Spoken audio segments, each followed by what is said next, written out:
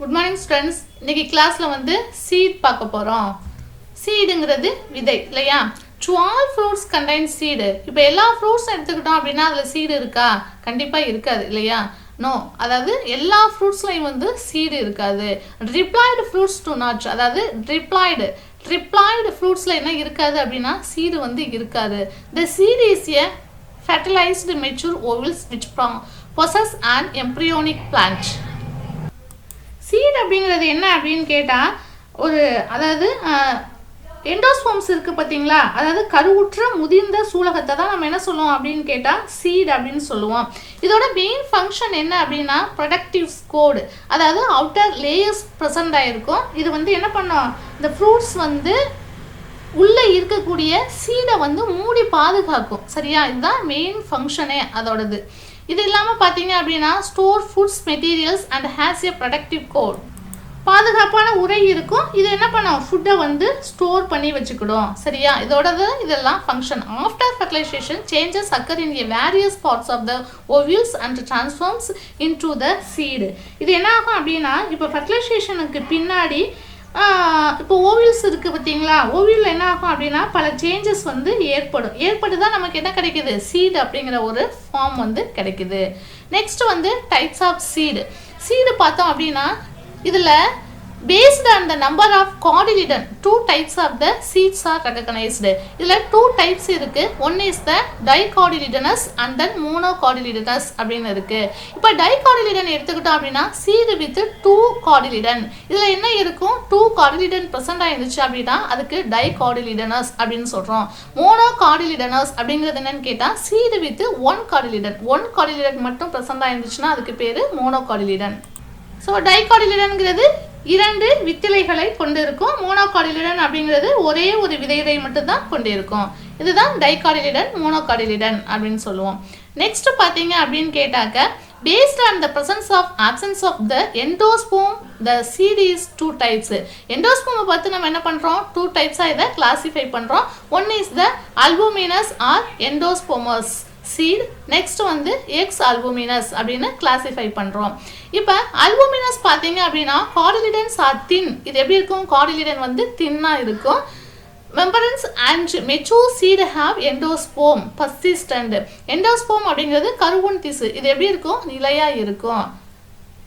இது இல்லாமல் வளரக்கூடிய நாற்றுகள் இருக்குது பார்த்தீங்களா, அதுக்கு ஃபுட்டை வந்து ப்ரொவைட் பண்ணுறது யார் அப்படின்னு கேட்டாக்க இந்த எண்டோஸ்போம் தான் ப்ரொவைட் பண்ணும். ஓகேவா? அதுக்கு எக்ஸாம்பிள் என்ன கொடுத்துருக்காங்க, கேஸ்டர் கொடுத்துருக்காங்க, சன்ஃப்ளவர் கொடுத்துருக்காங்க, மைஸ் கொடுத்துருக்காங்க. ஆமணக்கு, சூரியகாந்தி, மக்காச்சோளம்.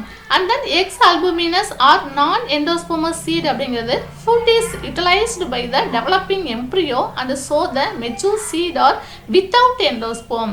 அதாவது இதில் என்ன ஆகும் அப்படின்னு கேட்டாக்க, மெயினாக வந்து இதில் வளரும் கருவிற்கு தேவையான உணவுப் பொருட்கள் அதுலேயே ப்ரெசண்ட் ஆகிருக்கும். அந்த எண்டோஸ்போம்ஸ், அதாவது தேவையான உணவுப் பொருட்கள் எல்லாம் அதுலேயே ப்ரெசண்ட் ஆகிருக்கும். ஸோ அதுலேருந்து என்ன பண்ணக்கூடும் அப்படின்னா வளரக்கூடிய நாற்றுகள் வந்து தனக்கு தேவையான ஃபுட்டை வந்து எடுத்துக்கிடும்.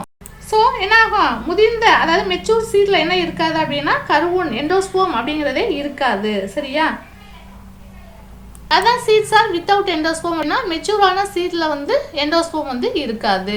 இன் such seeds cotyledons store food and become thick and fleshy. இது எப்படி இருக்கும் பார்க்குறதுக்கு அப்படின்னு கேட்டால், இத்தகைய விதைகளில் வந்து விதை இலைகள் எப்படி இருக்கும் அப்படின்னா உணவை சேமித்து வச்சிருக்கிறதுனால விதை இலைகள் எப்படி இருக்கும் அப்படின்னா தடிப்புற்று சதைப்பற்றுடன் காணப்படும். சரியா? ஏன் அப்படின்னு கேட்டால் எண்டோஸ்போம்ஸ் வந்து அதிலே வந்து ஸ்டோர் பண்ணி வச்சுக்கிடும். தனக்கு தேவையான ஃபுட்டை வந்து அதில் ஸ்டோர் பண்ணி வச்சுக்கிறதுனால விதை இலைகள் இருக்குது பார்த்தீங்களா, அது வந்து உணவை வந்து என்ன பண்ணக்கூடும், ஸ்டோர் பண்ணி வைக்கும். அப்போ ஸோ அது எப்படி இருக்கும் அப்படின்னா ரொம்ப தடிப்புற்று காணப்படும். அதான் திக் அண்டு ஃப்ளஷி அப்படிங்கிறது தடிப்புற்று சதைப்பற்றுடன் காணப்படும். அதுக்கு எக்ஸாம்பிள் என்ன கொடுத்துருக்காங்க, பீ அண்ட் கிரவுண்ட்நட், பட்டாணியும் நிலைக்கடலை எக்ஸாம்பிள் கொடுத்துருக்காங்க. நெக்ஸ்ட்டு சிக்னிஃபிகன்ஸ் ஆஃப் சீட் பார்த்தோம் அப்படின்னா, சிக்னிஃபிகன்ஸ் அப்படிங்கிறது பயன்பாடுகள். The seed encloses and protect the embryo and next generation. மெயினாக பார்த்தீங்க அப்படின்னா விதைகள் அடுத்த தலைமுறைக்கு வந்து கருவை மூடி பாதுகாக்குது. The contains food for the development of the embryo. வளரும் கருவிற்கு தேவையான உணவை வந்து யார், இவங்க தான் வந்து ப்ரொவைட் பண்ணுறாங்க. It is means for the dispersal of new individual of the species.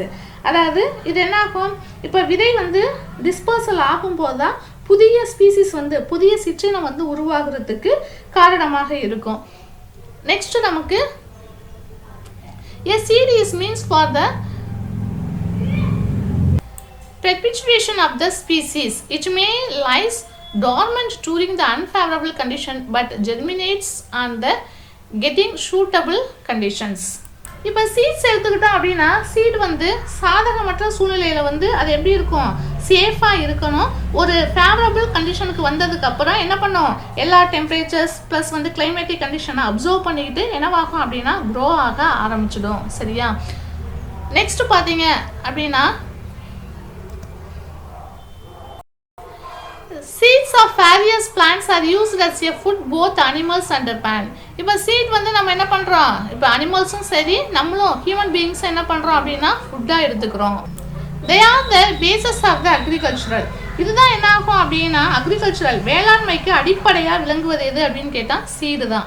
Seat are the product of the sexual reproduction, so they provide the genetic variation and recombination in a plant.